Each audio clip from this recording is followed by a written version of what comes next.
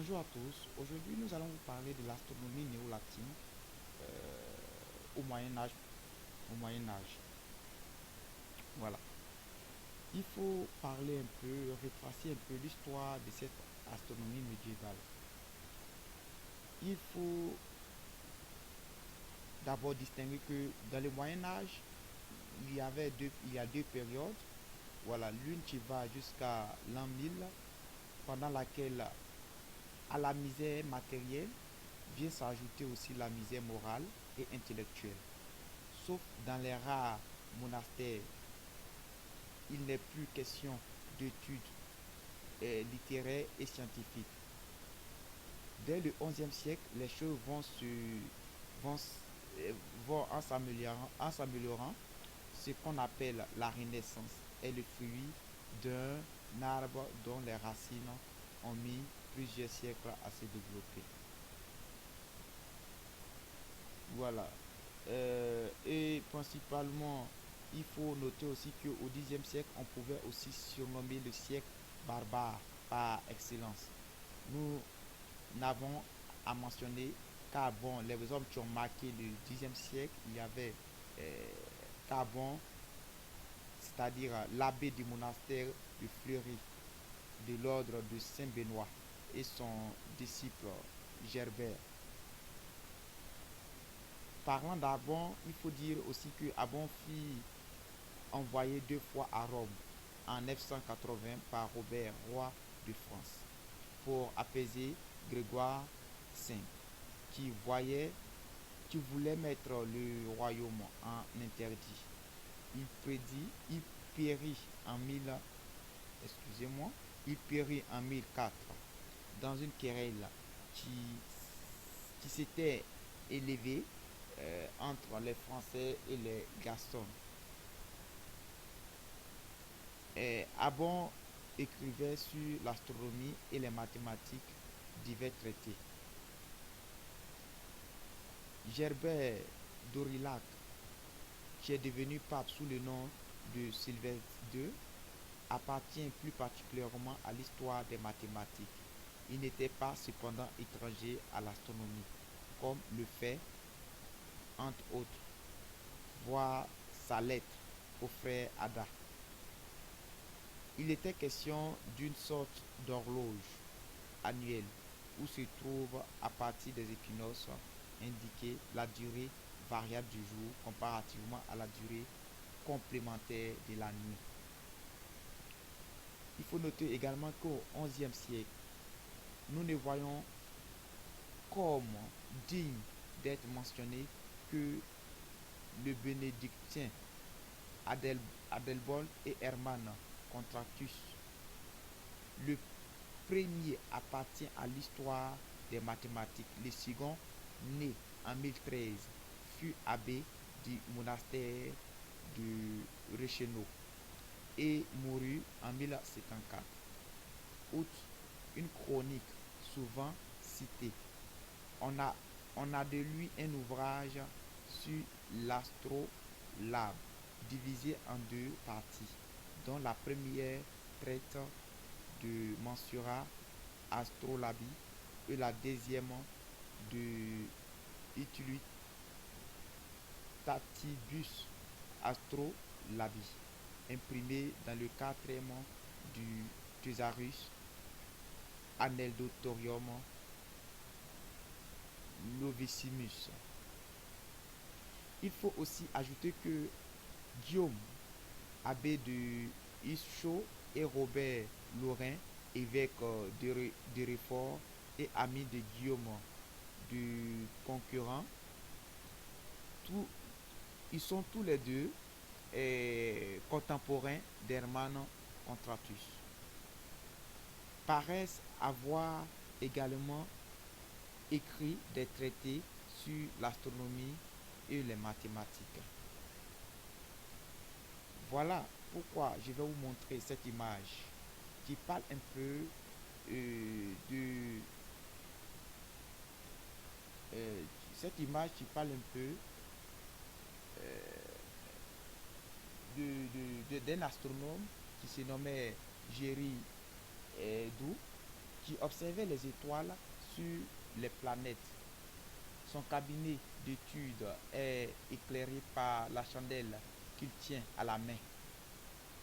La lumière de la flamme se reflète doucement dans le verre sablier et de la bouteille posée sur le bord de la fenêtre. Devant lui, un livre ouvert et un globe céleste. Comme le sable du sablier, le temps s'écoule. Le rideau ouvert nous permet de jeter un coup d'œil à l'intérieur de la pièce. Le cadre de la fenêtre et du rideau à droite donne de la profondeur au tableau qu'il tient. Géridou était connu en tant que peintre précieux qui n'avait pas son pareil pour représenter tous les détails matériels de la réalité. Il faut aussi ajouter que il y a eu plusieurs outils qui ont marqué l'astronomie médiévale, surtout l'astronomie néo-latine. Voilà. Il faut dire que les instruments qui faisaient usage les astronomes de l'époque dont nous venons de parler ne différaient pas essentiellement de ceux d'Hipparque et de Ptolémée l'astrolabe. L'air servait à prendre mesure les distances qui séparaient les astres les uns des autres et par conséquent leur position relative. Mais il nous faut dire quelques mots de ceux qui leur servaient à déterminer l'heure de leur observation, ce qui est indispensable pour qu'on puisse en tirer parti. De tout temps, une horloge, une horloge, quelle que soit d'ailleurs sa nature, a été absolument indispensable dans un observatoire. Aussi, l'emploi de ces instruments est, l'emploi de ces instruments est-il aussi ancien que la création de la science astronomique. Il faut aussi noter que les Babyloniens, qui sont les plus anciens astronomes euh, que nous connaissons, mesuraient les intervalles de temps au moyen de clepsyd. Clepsyd, excusez-moi. Voilà. Quant à l'heure absolue, qui, qui en somme, euh, qui en somme était la donnée dont il avait besoin. Il, il l'obtenait en combinant les indications euh, des clepsydes avec celles des cadrans solaires qui, qui sont aussi l'invention chaldéenne car on a l'attribut au, au prêtre babylonien Béroz qui vivait un peu après l'époque d'Alexandre. Voilà. Le cadran primitif semble avoir été ce qu'on appelait l'ascafé. Voilà, l'ascafé, je vais parler de la barque, c'est-à-dire une demi-sphère concave, donc un diamètre se confondait avec la ligne des pôles. Le déplacement de l'ombre d'une tige confondue avec ce diamètre-là était profond, et proportionnel au temps. Cette première forme se modifia avec le temps et l'on eut des cadrans solaires d'espèces bien diverses qui jusqu'à ce qu'on fût arrivé à pouvoir euh, de lunettes les quatre, les quarts, excusez, les quarts de cercle fut indispensable pour la détermination de l'heure. Voilà. À cette époque, les clepsydres étaient, non, avaient été remplacés par les horloges formées de pièces solides. Mais ce n'est pas à beaucoup ce n'est pas à beaucoup près dès leur origine que celles-ci, qui, qui sont très anciennes. Voilà. Puis, quand, quand on voit Harun Rashid a envoyé une en, en- une en présent à Charlemagne, voilà, pour être employée dans les observations, dans les observatoires.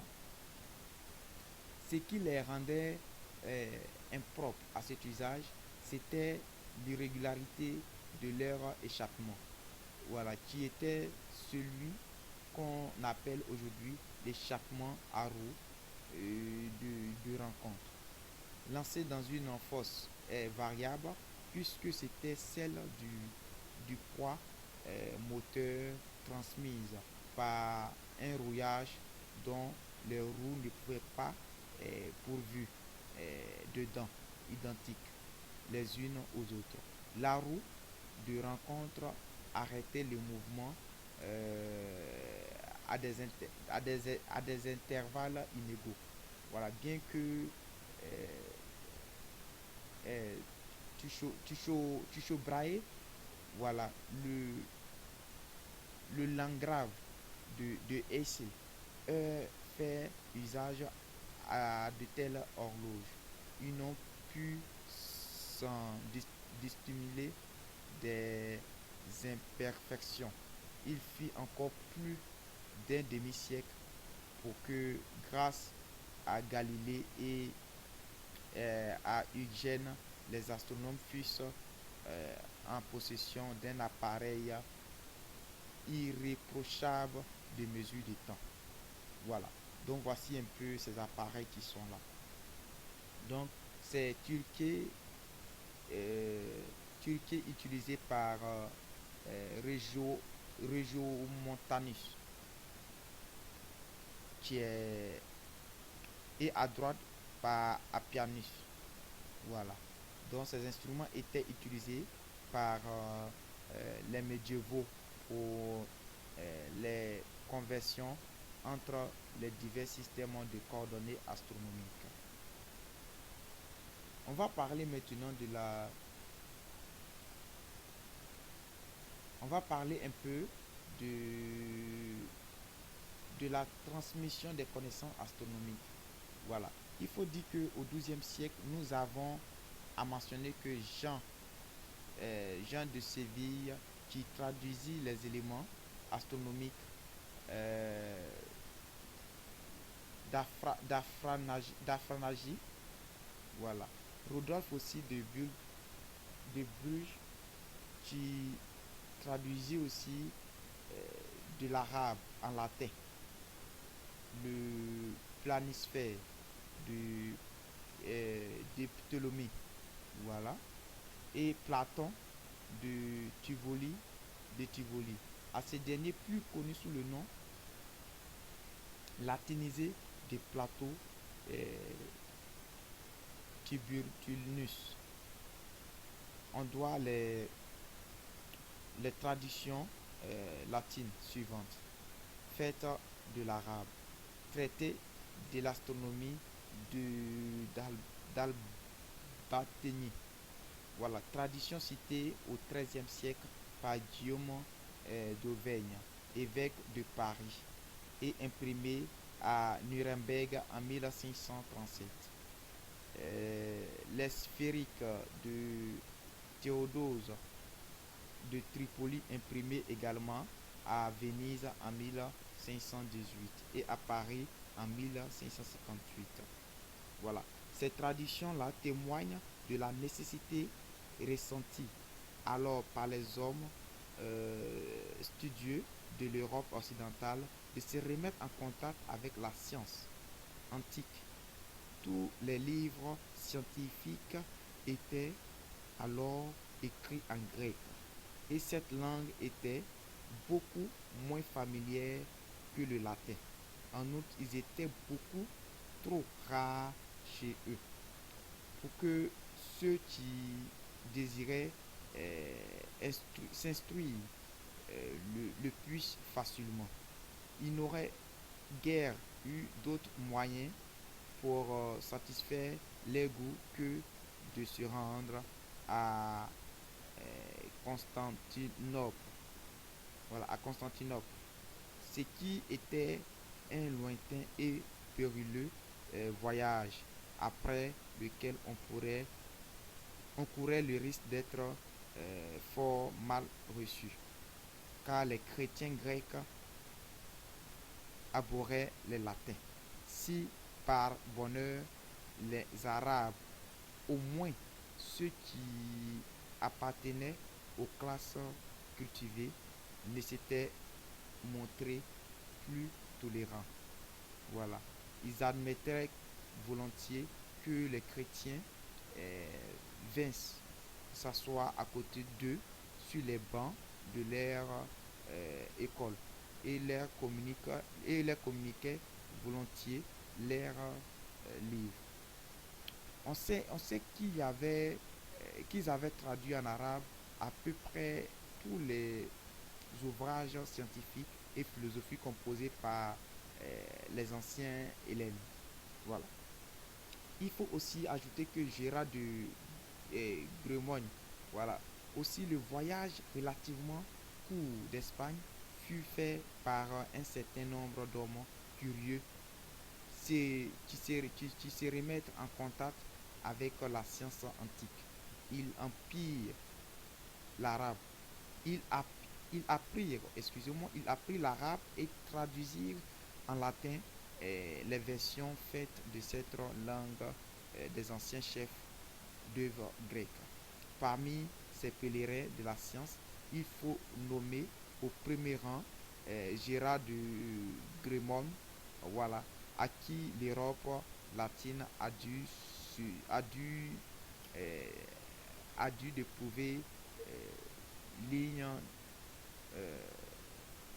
la malgesse, la malgesse, la composition mathématique de Ptolémée. Voilà. Donc ici, euh,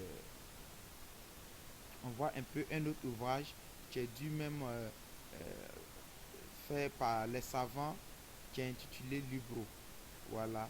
Del saber de astronomia.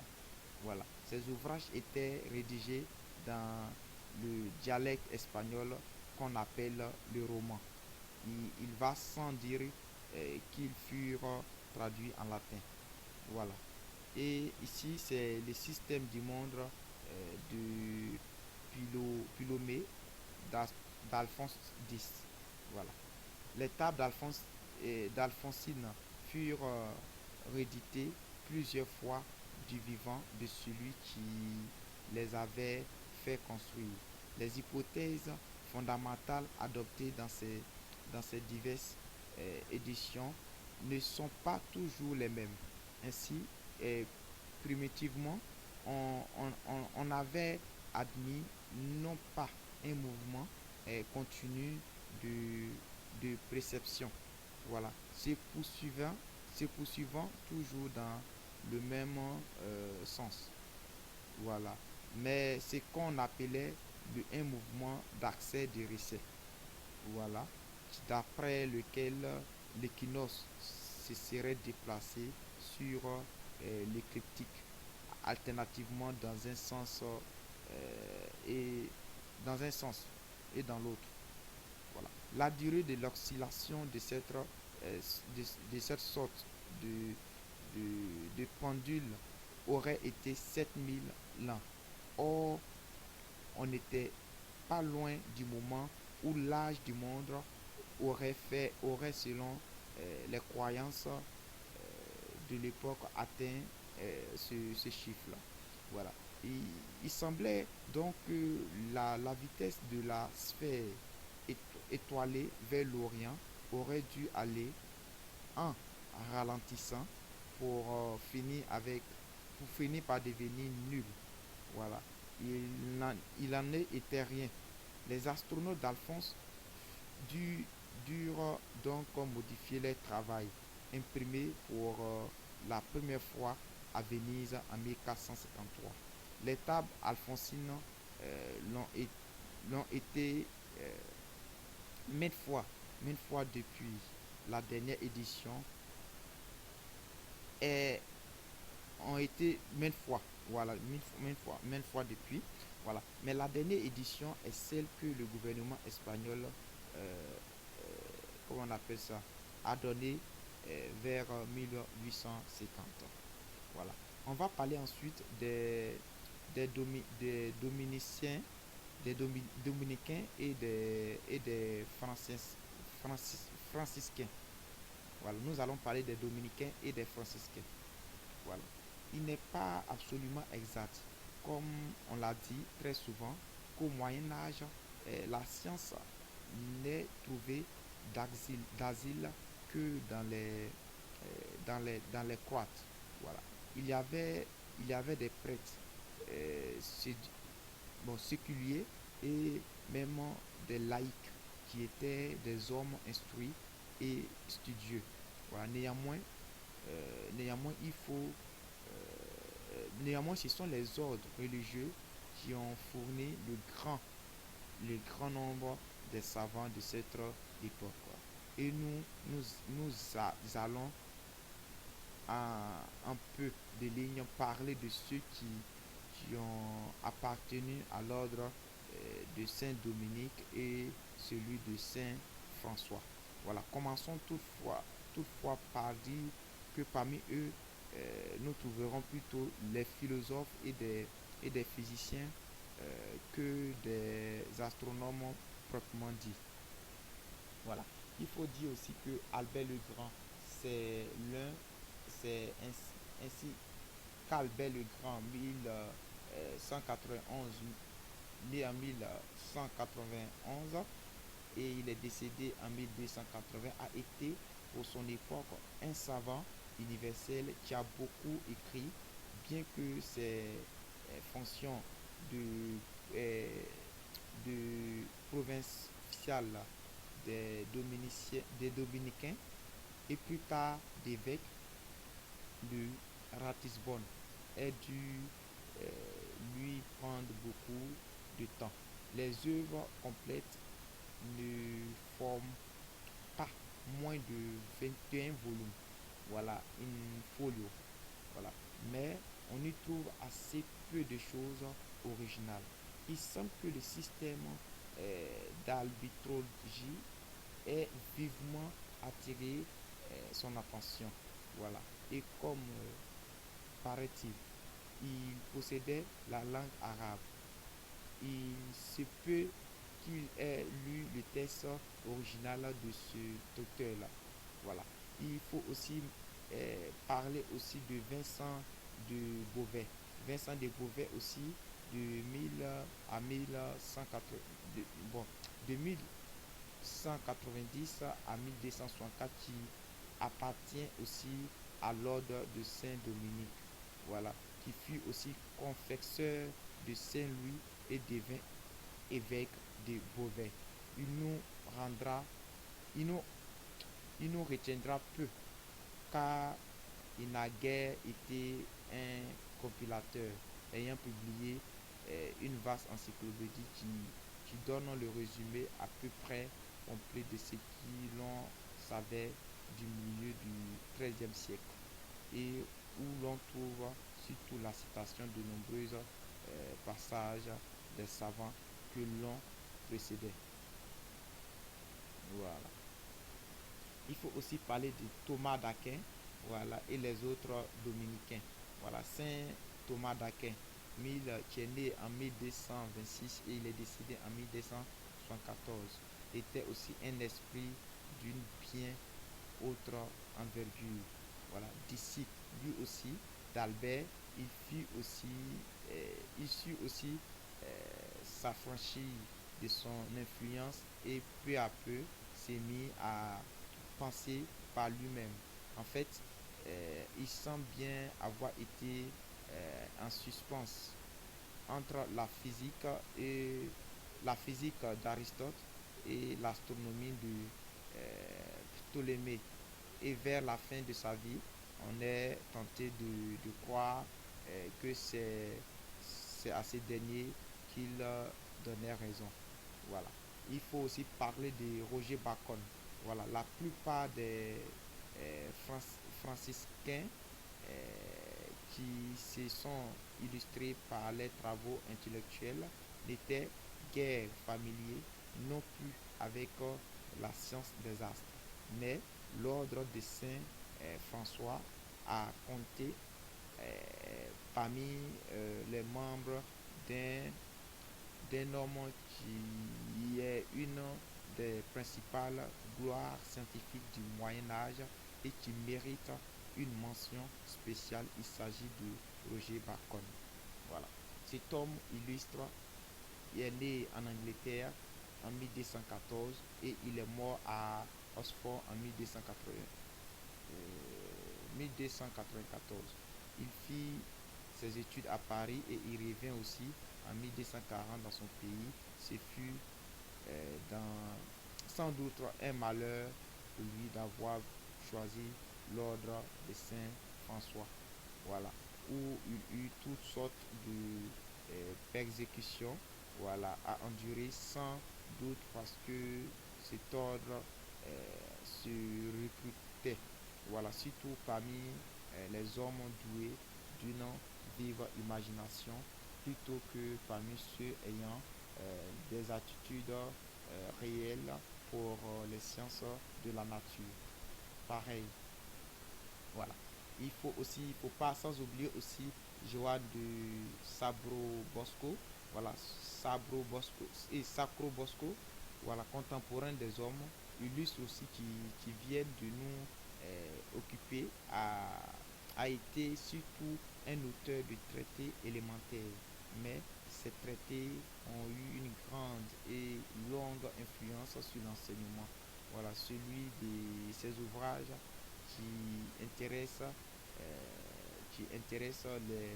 les astronomes a pour titre Sphaera ou bien ou Spharicium Opusculum. Voilà. Le succès en a été immense. Les manuscrits sont très nombreux. Voilà. Donc ici, nous allons donner un peu l'explication des éclipses et de la rotondité de la Terre dans, dans les sphères de Sacrobosco. Voilà, voilà cette image qui présente bien les détails. Voilà. Il faut dire que il y a aussi Jean de Sicile. Voilà, à côté de ce heureux euh, vulgarisateur et bien après lui vécu à Paris de véritables astronomes laborieux savants. Voilà, parmi eux, nous nommerons d'abord Jean de Sicile, voilà, qui vers 1290 publia à Paris, voilà, une exposition des principes sur lesquels repose la construction des tables de Tolède, œuvre d'Azachel, et qui étaient les plus modernes parmi celles dont on faisait usage à Paris. Voilà. Où l'on ne connaissait pas encore les tables alphonsines. Voilà. Jean de Sicile euh, fait d'ailleurs la critique de ces principes et n'hésite pas à regarder comme dénuer fondamentalement l'hypothèse de l'accès et du recès. Voilà, il en revient aux théories de Ptolémée. Voilà. Il y a aussi Saint-Cloud. Guillaume de Saint-Cloud a composé un, alma, un almanach donnant les positions des planètes pendant 20 années à partir de 1292 et un calendrier de la reine Marie, voilà, qui date de 1296.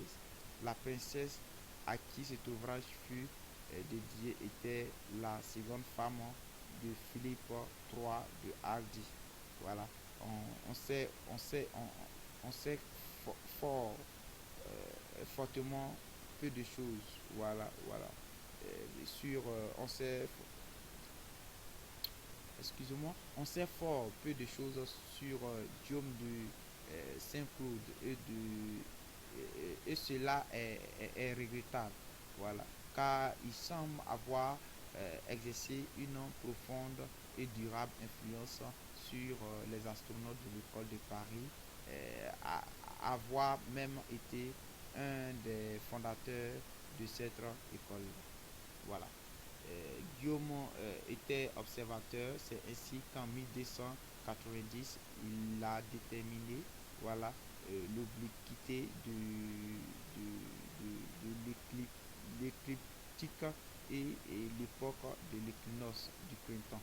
Voilà, l'exactitude des résultats qu'il a obtenus qui fait le plus grand honneur. Voilà. Et c'est à lui qu'on doit d'avoir remplacé l'observation directe du soleil. Voilà. Si pénible parfois dans le cas des éclipses, par l'observation faite à l'aide de la chambre obscure. Voilà. Il y a aussi Henri de Bathès. Henri de Bathès, né aussi à Malines en 1244, il fit un séjour à Paris qui dura plusieurs années. Ce fut surtout un astrologue, mais on lui doit une description magistrale de l'astrolabe et un traité sur les défauts des tables alphonsines. Voilà. Il faut aussi dire que l'astronomie italienne, voilà, l'astronomie italienne, il,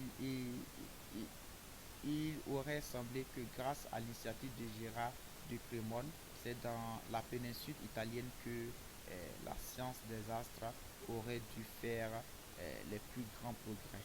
Voilà, qu'on aurait dû rencontrer les astronomes les plus nombreux, les plus savants et les plus actifs. Voilà, il n'en, il n'en est rien par rapport à la science française du Moyen Âge. La science italienne est à cette époque extrêmement en retard. Voilà, les savants italiens d'alors sont parfois fort ignorants des questions dont ils s'occupent. Parfois aussi, ce, ce sont les simples gels parés de plumes de paon.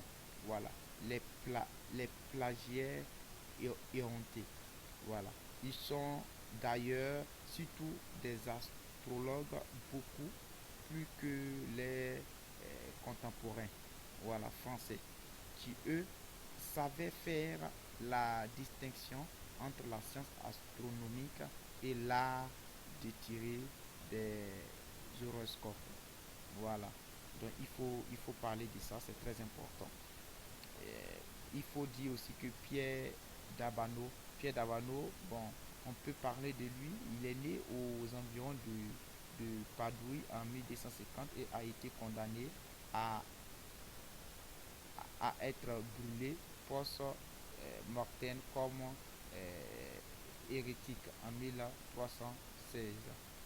Il séjourna longtemps à Paris où il commença un commentaire des problèmes d'Aristote. Il était du reste médecin et astrologue et astronome. Voilà. Euh, en cette dernière qualité, il a composé un ouvrage intitulé Lucidator Astronomiae. Voilà, le seul livre astronomique de quelques importances composé par un Italien au Moyen Âge. Voilà. Et maintenant, il faut parler de quelques astronomes du XIVe siècle. Parlant de quelques astronomes du XIVe siècle, il faut citer aussi Jean de Mur, il faut citer Firmin de Belavas, voilà. Et Jean de Mur était un Normand originaire du diocèse de Lisieux, voilà. Et Jean Firmin de Laval Pour lui, la croyance à l'influence des astres sur les phénomènes météorologiques qui vaut aux astronomes tant de questions euh, fastidieuses ne date pas d'hier. Aussi, l'on voit aussi un astronome du 14e siècle féminin de nous donner un traité de mutation aérienne. Voilà, ou comme on l'appelle là, le colligé astronomique. Voilà. Sur cette image, on voit les constellations de Persée et d'Andromède sur un manuscrit espagnol au XIVe siècle. Voilà. Et il faut dire que la Terre est toujours au centre du monde. Voilà. C'est grâce à Nicodème au Resme. Voilà. Il faut dire que il fut un pur savant du cabinet et un professeur ne connaissant rien du monde, au-delà des murs de son collège. Voilà, il vécut en effet dans la haute société de son temps et, et avait été précepteur du duc de Normandie. Voilà, héritier de la couronne. Voilà, les mérites du roi Charles V lui reviennent donc bon, en partie. En 1377, il est nommé évêque de Lisieux et il meurt dans cette dernière ville le 11 juillet 1382 d'autre part. Voilà. Euh, bon, Nicole Orezem a beaucoup écrit, soit en français, soit en latin. Ce qui nous intéresse plus directement, c'est ce qu'Orezem était un mathématicien de grand mérite qui, qui le précurseur de Descartes, car c'est lui qui a imaginé de représenter la position d'un point d'un plan par des coordonnées rectilignes. Voilà. De même, cinématique, il a ouvert la route de Galilée. Par ailleurs, Charles V lui avait fait traduire divers ouvrages d'Aristote, notamment de et en 1377, Eurythème composa son propre traité du ciel et du monde, voilà, qui est une œuvre d'une haute importance. Et un autre ouvrage également écrit en français, le traité de la sphère, avait été publié à une époque antérieure et a été imprimé deux fois. C'est un livre écrit, nous dit l'auteur, qui, pour tout homme qui est de franches conditions et de noble engin, voilà, sans me trop arrêter, voilà, est démonstration, démo- démonstration et est substitué qui bon, appartiennent aux astronomies. Voilà. C'est donc un livre propre à faire juger ce qui était à Paris sous le règne de Charles V, l'enseignement élémentaire de l'astronomie. Voilà. Voilà. Mais au sein de la Renaissance, bon, il faut dire qu'il y avait les constellations de Galilée sur le globe céleste utilisées par Nicodème de Puce. Voilà. Donc c'est un peu ça. Et bon, régionalisme, bon, les astronomes du 14e siècle, euh, à la fin du 14e siècle, s'occupaient plus ou moins directement de la réforme du calendrier. Voilà, nous citerons encore Wenner, voilà, et qui continua une partie des observations du Water et qui avait été, voilà, qui avait été le mécène et collaborateur de Région Monalis. Voilà. Merci beaucoup de nous avoir suivis et à bientôt.